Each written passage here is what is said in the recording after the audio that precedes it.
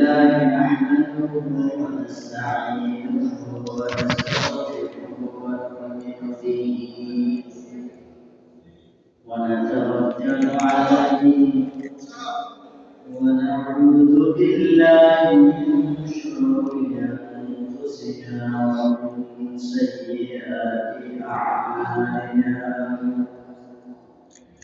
من يهده الله فلا مضل له ومن يضلله فلا هادي له ونشهد أن لا إله إلا الله وحده لا شريك له ونشهد أن سيدنا وسندنا وحبيبنا وطبيبنا وطبيب قلوبنا وأولانا ومولانا محمدا عبده ورسوله صلى الله تعالى عليه وعلى آله وأصحابه وبارك وسلم تسليما كثيرا أما بعد فأعوذ بالله من الشيطان الرجيم بسم الله الرحمن الرحيم قد أفلح من تزكى وذكر اسم ربه فصلى صدق الله مولانا العظيم وقال رسول الله صلى الله عليه وسلم لكل قوم عيدا وهذا عيدنا أو كما قال النبي عليه الصلاة والسلام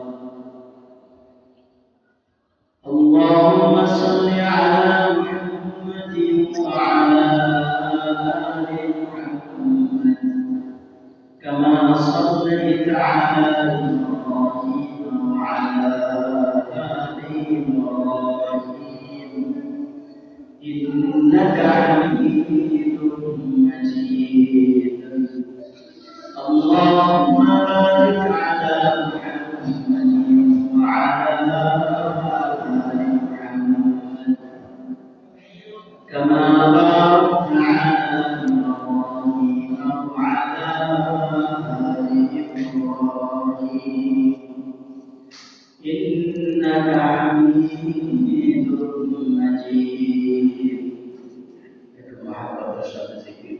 لا إله إلا الله لا إله إلا الله لا إله إلا الله لا إله إلا الله لا إله إلا الله محمد رسول الله صلى الله عليه وسلم উপস্থিত সম্মানিত মুসল্লিয়ান কিরাম আল্লাহ তাআলা লাখো শুকরিয়া রব্বুল আলামিন মায়া করে দয়া করে ভালোবেসে আজকে পবিত্র ঈদুল ফিতরের দিন ঈদের নামাজকে সামনে রেখে আল্লাহ তাআলা আমাদেরকে ঈদগাহে আসার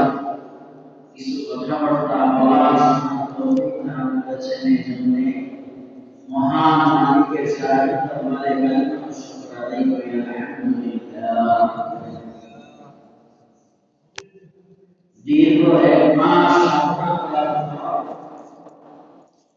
আল্লাহ তাআলা আজকে ঈদের দিন আমাদেরকে পুরস্কৃত করবেন। অতএব আজকে ইমানদারের পুরস্কার গ্রহণ করার দিন। আমরা যারা 30টা সিয়াম পরিপূর্ণভাবে আদায় করেছি,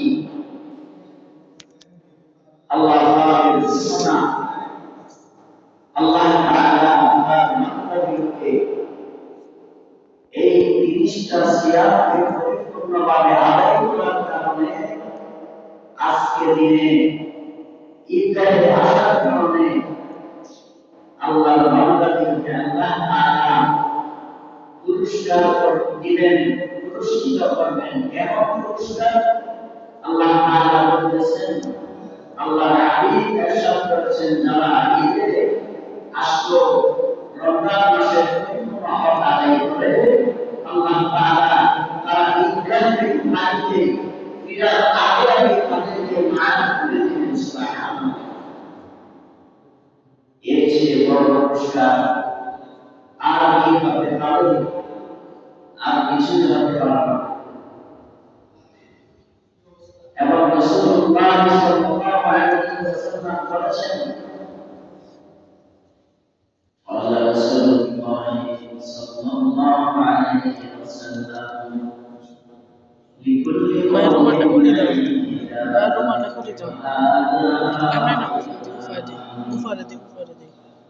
আল্লাহ তাআলা প্রত্যেকটা কওমের জন্য ঈদ রেখেছেন, উৎসব রেখেছেন, আনন্দের দিন নির্ধারণ করেছেন। কিন্তু ঈমানদার মুসলমানদের দিন হলো আজকের দিন। মুসলমানের ঈদের উৎসবের দিন হলো দুইটা। একটা হলো ঈদুল ফিতর অর্থাৎ রমজানের ঈদ, আরেকটা হলো ঈদুল আযহা। কিন্তু মুসলমানরা ঈমানদারের জন্য এই দুইটা লাইন নাই। কিন্তু প্রত্যেকটা জাতির যে সকল উৎসব আছে, ওগুলা আমাদের উৎসব না। ওগুলা যে যে ধর্মের উৎসব তাদের জন্য তারা পালন করবে। কিন্তু মুসলমান হিসাবে আমাদের উপর চাপিয়ে দেওয়া হয় পহেলা বৈশাখ উৎসব বাঙালি। না না না, এটা আমাদের জন্য পালন করা যায় না, হারাম।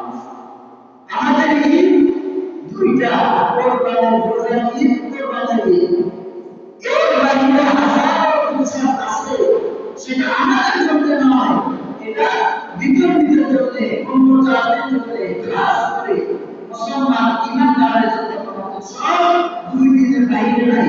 সমস্ত উৎসব হারাম। এবারে বলেন, আমরা দেশের যে সকল উৎসব হয়, যেমন ঈদে মিলাদুন নবী, এটা আমাদের জন্য পালন করা জায়েজ নাই, হারাম। পয়লা বৈশাখ, এটা আমাদের সংস্কৃতি না, মুসলমানের সংস্কৃতি না, বাঙালি সংস্কৃতি না। এই সমস্ত উৎসবগুলো যারা সবাইকে, এগুলো আমরা অনেক সময় আদায় করি, কিন্তু এগুলো আমাদের জন্য হারাম। এটা আমরা জানি না, জানতেও মানি না। এই কাজগুলো আপনার জন্য কত বড় গুনাহের কারণ। মুসলমান ঈমান ধ্বংস হয়ে যাবে। এই সমস্ত উৎসব যদি আমরা কি করি, পালন করি। আপনি মাছের আগে বাঙালি, আপনাকে মাছ খাওয়ার জন্য কেউ নিষেধ করতে পারবে? বা খাইতে কেউ নিষেধ করতে পারবে? আর নিষেধ করতে আপনি সেটা পালন করবেন? জীবনে না। যদি কেউ বলে ভাই মাছ খাইবেন না, আপনি ভাত খাইবেন না, আপনি খাইবেন, তাহলে রাসূলের বিধান বলতেছে আমাদের ঈদ দুইটা। এই দুই ঈদের বাইরে আমাদের কোনো ঈদ নাই। এখন সারা পৃথিবীর সকল ধর্মের রশিদ আছে, ঈদ আছে, সৃষ্টি আছে, উৎসব আছে, সেগুলো আমাদের নয়। তারপরে আমরা হিন্দু পূজায় যাই, পয়লা বৈশাখে যাই, আমরা যখন ঈদের জানাতে যাই, আমি আমার ঈমান ঠিক না, ঈমান হয়ে গেছে, নষ্ট হয়ে গেছে। ইমান দিয়া জান্নাতে যাওয়া যাবে না। মুর্শিদকালে কষ্ট কষ্ট ইমান দিয়া আপনি জান্নাতে যাইতে পারবেন। এই জন্য আমাদের উৎসব দুইটা, ঈদুল ফিতর, ঈদুল আযহা। ভাইরা আমার, এই সমস্ত সূক্ষ্ম বিষয়গুলা শরীয়তকে মানা খুবই বেশি দরকার। যে সামান্য থেকে সামান্যতম জিনিসকে অবহেলা করা আমার ইমানের ধারণা বাজিয়ে, কিন্তু আমার মনে কোনো খবর নাই। এই জন্য আজকের দিন পবিত্র ঈদুল ফিতরের দিন, ইমানদারের প্রশংসা করতে আল্লাহ তাআলা বলেছেন, "قد أفلح من تزكى وذكر اسم ربه فصلى"। যারা রমজান মাসে সূর্য পরিবেশে যার বিশুদ্ধ হয়েছে, ওই ব্যক্তি আজকে জেনেছে যে ব্যক্তি নিজের আত্মাকে নিজে পরিশুদ্ধ করে নিয়েছে, এই ব্যক্তি আজকের দিনে কি সম্ভব এবং সে তার প্রভুর নাম উচ্চারণ করেছে, প্রভুর নামকে স্মরণ করেছে এবং আল্লাহর জন্য নামাজ পড়েছে। অতএব قل إن صلاتي ونسكي ومحياي ومماتي لله رب العالمين। ইমানদার মুসলমান এটাই হতে হবে সিদ্ধান্ত, এটাই চূড়ান্ত সিদ্ধান্ত হতে হবে। আমার প্রত্যেকটা আমল, আমার নামাজ, আমার রোজা, আমার হজ, আমার যাকাত, আমার জন্ম, আমার মৃত্যু একমাত্র আল্লাহর জন্য দিতে হবে, আর কারোর জন্য নয়। ইন্না সালাতি ওয়া নুসুকি, আমার নামাজ, আমার কুরবানি, ওয়া মাহইয়ায়া, আমার বেঁচে থাকা, ওয়া মামাতি, আমার মৃত্যুবরণ করা, লিল্লাহি রাব্বিল আলামিন, সব কিছু একমাত্র আল্লাহ তাআলা, আল্লাহ সুবহানাহু ওয়া তাআলা কি করা, রাজি হওয়া, তাকে রাজি রাখা এবং সব কুরবানি, সব মেহনত, সব কিছু একমাত্র আল্লাহর জন্য যদি হয়, আমি কামিয়াব। আর এই মধ্যে যদি মনে করি দ্বিতীয় কথা যদি নিয়তে গড়বড় হয়ে যায়, আমলে কর্মে নিয়তে যায়, ঠিকই নামাজ পড়তেছেন, একটা চিত্র রয়ে গেল, সেটা কি মনের মধ্যে এসে গেল, যার কিছু মানুষ কি বলো নামাজই বলল, যার কিছু মানুষ বলো এবার বিদায় কি সবচেয়ে বেশি নামাজ পড়ে, খুবই ভালো মানুষ, এরা মানুষের ঘরে এটা আমি সব দেখতেছি, শুধুমাত্র একটা চিত্র, এটা চিত্রের কারণে সারা জীবনে এই জন্য আল্লাহ সন্তুষ্টি ছাড়া চিন্তা চেতনা যেন অন্তরের মধ্যে না আসে, যদি এসে যায় সব এটা আল্লাহ বলেন, রাসূলুল্লাহ সাল্লাল্লাহু আলাইহি ওয়াসাল্লাম, ইন্নামা আ'মালু সমস্ত আমল নিয়তের উপর নির্ভর, নিয়ত পরিশুদ্ধ করা খুবই জরুরি বিষয়।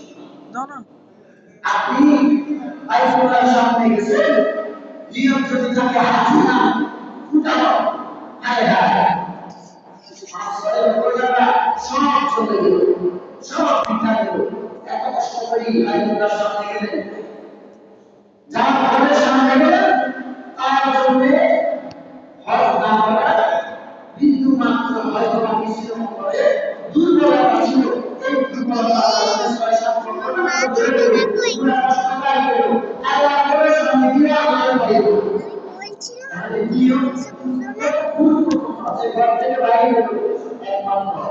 আল্লাহকে খুশি করার জন্য আল্লাহর ঘরের সামনে যাইতেছি জীবনের ভিতরে যা আছে সব বাইরে দিতে মাত্র একজন আগে দেখা বসে তাহলে টাকা পয়সা দেওয়া আসা সব এই জন্য প্রত্যেকটা আমাদের